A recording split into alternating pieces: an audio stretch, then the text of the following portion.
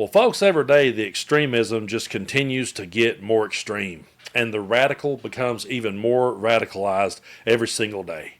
Every day I start reading the news, and I really hope that I'll find a headline that'll give us some sort of hope. But I just keep seeing more and more extremism, more and more hate, more and more rights being stripped away from people, or people definitely coming to take rights away from people. And I never dreamed, like I said in the previous video, that the United States would ever be on a human rights watch list, but here we are. That's where we're at in 2025. I never realized just how fragile all of our institutions was. I never realized just what sellouts and turncoats some politicians on the Democratic side could be. And so, the last couple of months have been a real lesson learned and a hard lesson learned. But we're going to keep continuing to stand up and call out this extremism and highlight stories like this.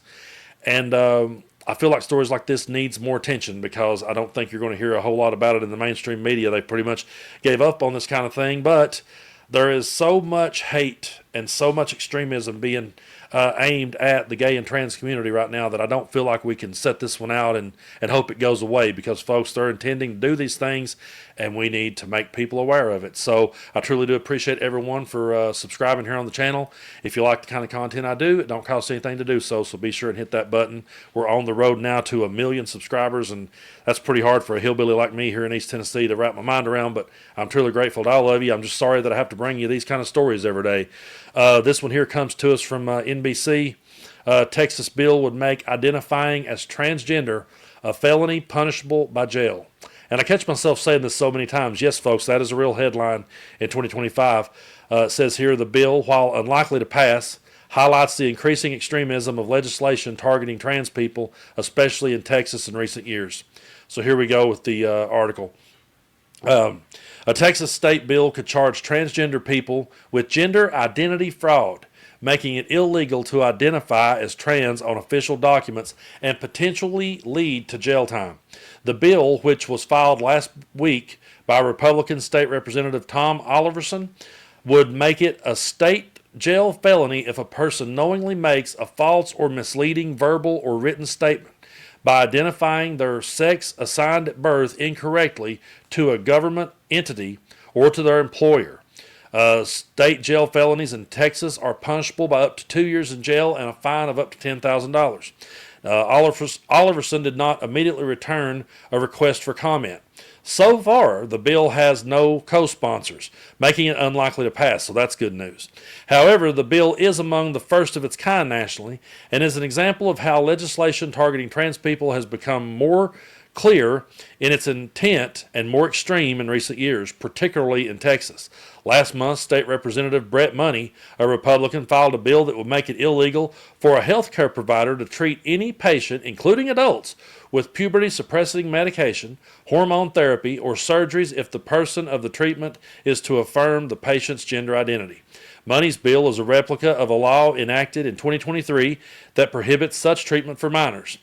The text of the new bill shows the word child struck out and replaced by person to apply to adults. The bill would also prohibit medical institutions from receiving public funds if they provide any such treatments. Money did not immediately return a request for comment. After filing the bill, he said on X that the measure is intended to expand the law restricting care for minors.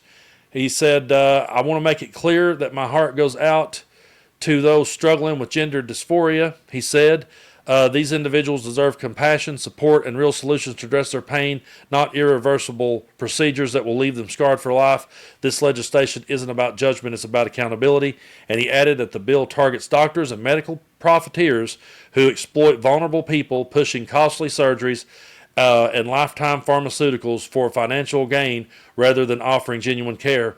However, most, if not all, medical associations in the U.S., including the American Medical Association and the American Academy of Pediatrics and the American Psychological Association, support transition-related care for both minors and adults and oppose restrictions on it.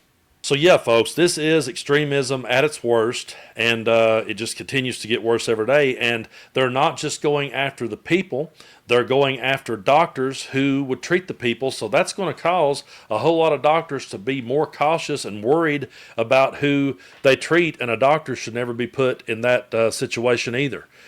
But we just continue to see more and more of this extremism. And then, of course, there's going to be the MAGAs and the Republicans who are going to say to us, well, that's okay.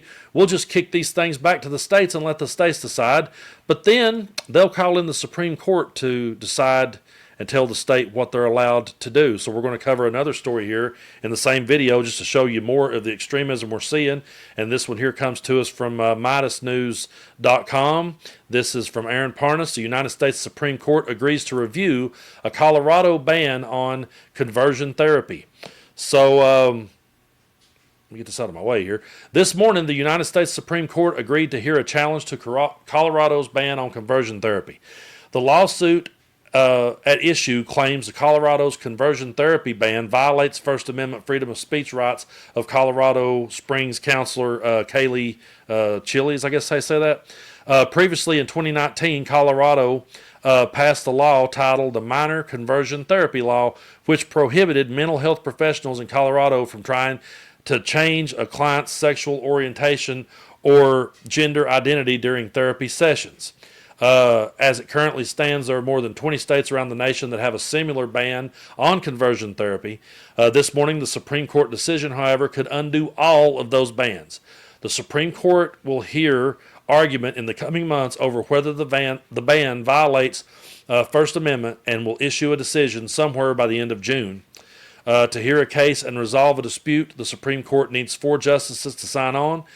Just because the court agrees to hear a dispute does not mean that the court will rule one way or another, but it is telling that at least 4 justices believe that the court should consider the legality of the conversion therapy ban.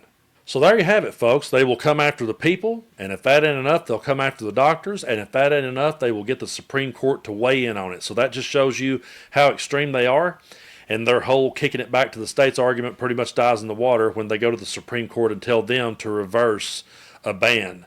So we're really in for the long haul on this, folks, and we're going to have to continue to highlight stories like this and fight this type of extremism. And I want to make one thing perfectly clear about all of this. I am still a work in progress when it comes to these subjects. I'm still learning every day how to phrase things, how to word things, and I'm still developing an understanding of it all. But there's one thing that I used to say years ago. I would say it's not up to me to judge how someone else lives their life or how they were born or whatever. I would always say it's not up to me to judge. And over the years, I've come to realize just how stupid that really is to say, because it ain't about my judgment. My judgment has absolutely nothing to do with any of this. It's a person's right. It's their right to live in this world and live their lives and be able to have a fair hand and a fair shake in it. My judgment on things, or anyone's judgment on things for that matter, is irrelevant. Anyone's opinion on the subject is absolutely irrelevant. So when people stands up and says, I don't believe in that, or my Bible tells me this, or they cherry pick some verse out of Leviticus, those arguments falls dead in the water to me, because that has nothing to do. We're all supposed to be free. And we're all supposed to be able to live our lives any way we see fit. And if you want to start getting into ancient books and splitting hairs about it and pulling out verses out, cherry picking them out of context and making them fit to whatever narrative you're trying to spin, I could turn right back around and do that on anybody. I don't care how you live your life. I could flip that script on anybody out there, because there is Bible verses out there that you could condemn anyone with. And so the whole my beliefs, my judgment, your beliefs and judgment has nothing to do with any of it. It's got nothing to do with you. It's about other people and their right. And those rights should not be taken away. You can't sit there and shout, don't tread on me, and be okay with the government treading on other people. Because if you would sit back and cheer that government for treading on other people, what you got to understand, if they would tread on someone else, they'd absolutely tread on you. And as far as MAGA goes, they realize they're the easiest people to manipulate, the easiest people to control. You make a stupid person feel powerful, and you make a stupid person feel entitled, and you make a stupid person feel like, oh, I'm the expert on this subject. I mean, how many times, when anything happens, any kind of tragic event or whatever happens, you've got these experts just hits Facebook to tell you how it is, and they're just so empowered to do so. But their hot takes and their beliefs and their judgment and what their preacher told them or what their mama or papa told them, all that shit is absolutely irrelevant. It's got nothing to do with you whatsoever. It's about other people and their rights in this world, and we have to continue to stand up and fight for it. Because I really feel like when they come for one, they come for us all. That's my take on it. But again, I do appreciate y'all's support here on the channel. Sometimes I wish I had better news to share with you, and I'll tell you a funny story. The other day I was talking to my mom, and there's a guy, I ain't watched him in forever, he used to be on YouTube, named Jack Vale. And he just walk around pooting in a Target or a Walmart, just walk around with the pooter and just do that. He had like 1 million followers on his Facebook page, and one day my mom said, well, you about to get back at it? You going to make some more videos? And I said, yeah, God, I got some pretty heavy subjects to talk about today. I said, I kind of envy Jack Vale in a way. I wished I was just going over to fart in a Walmart, you know. It would be a lot less stressful. And she said, you wouldn't like that. You wouldn't stand for that very long. And I said, yeah, you're right. I wouldn't. No, I would much rather be here, you know, trying my best to fight the good fight and shine a light on stories that no one else wants to talk about. So, yeah, it may get stressful at times, and even I may have to set some videos to come out and take a long drive through the country blasting the drive-by truckers on 10. But if I do, I'm still right here, and I will always be here standing up for you. Just know that.